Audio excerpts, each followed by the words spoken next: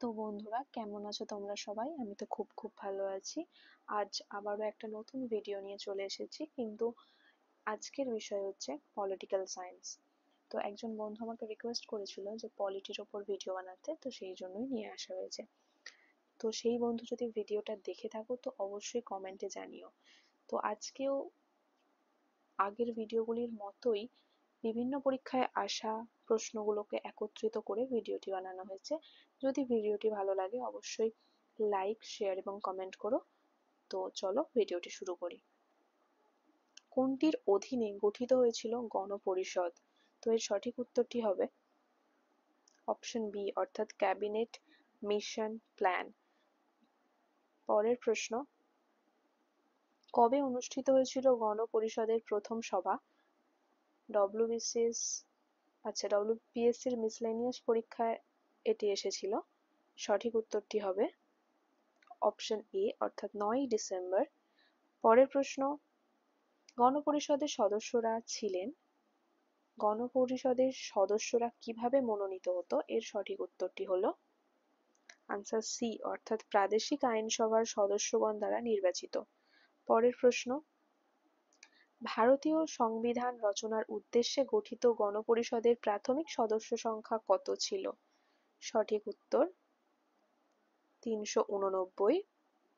পরের প্রশ্ন, 1946 সালে গণপরিষদের প্রথম সভায় সভাপতিত্ব করেছিলেন কে? এর সঠিক উত্তরটি হলো সি, অর্থাৎ রাজেন্দ্র প্রসাদ। তো পরের প্রশ্নটি হলো, ভারতের সংবিধান রচনা করেছে বি, অর্থাৎ ভারতের গণপরিষদ। পরের প্রশ্ন, কাকে ভারতীয় সংবিধানের স্থপতি বলে মনে করা হয়? সঠিক উত্তরটি হলো বি, অর্থাৎ বি আর আম্বেদকর। পরের প্রশ্ন, ভারতীয় সংবিধানের বৃহত্তর উৎস কোনটি? এর সঠিক উত্তরটি হলো 1935 সালের ভারত শাসন আইন। পরের প্রশ্ন, কোন আইনের দ্বারা ভারত এবং পাকিস্তান নামক দুটি স্বাধীন রাষ্ট্রের উদ্ভব হয়েছিল? এর উত্তরটি হলো ডি, অর্থাৎ ভারতের স্বাধীনতা আইন। যদি ভিডিওটি ভালো লাগে অবশ্যই লাইক করো, সাবস্ক্রাইব করো চ্যানেলটিকে, আর কোন সাবজেক্টের ওপর ভিডিও দেখতে চাইছো সেটা আমাকে জানিও। পরের প্রশ্ন, দ্বৈত শাসন প্রথম চালু হয় কবে? চালু হয়েছিল দ্বৈত শাসন? সঠিক উত্তরটি হলো অপশন বি, অর্থাৎ মন্টেগু চেমসফোর্ড সংস্কার। পরের প্রশ্ন, ভারতের জাতীয় পতাকা গণপরিষদ দ্বারা গৃহীত হয় কবে? সঠিক উত্তর অপশন এ, অর্থাৎ জুলাই 1947। সংবিধান সভার সভাপতি কবে সংবিধানে স্বাক্ষর করেন? এর সঠিক উত্তর অপশন এ, অর্থাৎ 1949 সালের 26শে নভেম্বর। পরবর্তী প্রশ্ন, গণপরিষদ বি আর আম্বেদকরের নেতৃত্বে খসড়া কমিটি গঠন করেছিল কবে? সঠিক উত্তর ডি, অর্থাৎ 29শে আগস্ট 1947। পরবর্তী প্রশ্ন, সংবিধানের খসড়া কমিটির পূর্বে প্রস্তাবনার কথা বলেছিলেন কে? এর উত্তরটি হলো অপশন এ, অর্থাৎ জওহরলাল নেহেরু। পরবর্তী প্রশ্ন, ভারতীয় সংবিধানের খসড়া কমিটিতে কতজন সদস্য অন্তর্ভুক্ত হয়েছিল? সঠিক উত্তরটি আমরা দেখে নেব, এ, অর্থাৎ 7 জন। পরের প্রশ্ন, ভারতীয় গণপরিষদের সদস্য ছিলেন না। সি, অর্থাৎ জয়প্রকাশ নারায়ণ। তার মানে বাকি 3 জন হলেন ভারতীয় গণপরিষদের সদস্য। পরের প্রশ্ন, গণপরিষদের প্রথম সভার প্রথম দিনে সভাপতিত্ব করেছিলেন কে?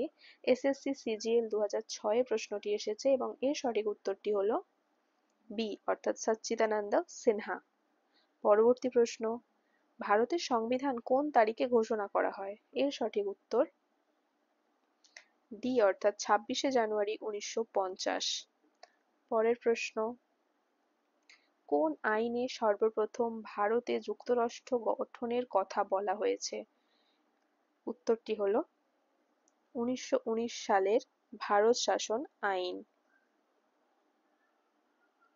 গণপরিষদের মৌলিক অধিকার সাব কমিটির চেয়ারম্যান কে ছিলেন? সঠিক উত্তরটি হলো জে.বি. কৃপালিনী। পরের প্রশ্ন, গণপরিষদের সভাপতি কে ছিলেন? ডক্টর রাজেন্দ্র প্রসাদ। 1935 সালের ভারত শাসন আইন অনুযায়ী যুক্তরাষ্ট্রে অবশিষ্ট ক্ষমতা প্রদান করা হয়েছিল গভর্নর জেনারেলকে। 1946 খ্রিস্টাব্দের অন্তর্বর্তীকালীন সরকারের পার্লামেন্টের সদস্য সংখ্যা কত ছিল? 296 জন। সর্বপ্রথম কেন্দ্রীয় আইনসভা স্থাপিত হয়েছিল 1921 খ্রিস্টাব্দে। দেখতেই পাচ্ছ প্রশ্নগুলি বিভিন্ন পরীক্ষাতে এসেছে। স্বাধীন ভারতের সংবিধান রচনার জন্য গণপরিষদ গঠিত হয়েছিল 1946 খ্রিস্টাব্দে। সর্বপ্রথম ভারতের সংবিধান রচনার ধারণা দিয়েছিলেন এম.এন. রায়।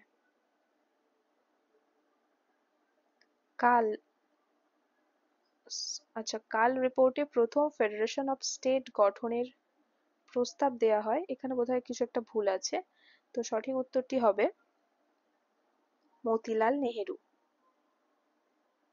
এটা কে হবে? পরের প্রশ্ন, ক্যাবিনেট কমিশনের সদস্য ছিলেন না। কে ক্যাবিনেট কমিশনের সদস্য ছিলেন না? সঠিক উত্তর জন সাইমন। গণপরিষদের মোট কতজন সদস্য দেশীয় নৃপতিদের দ্বারা মনোনীত ছিলেন? 9 জন।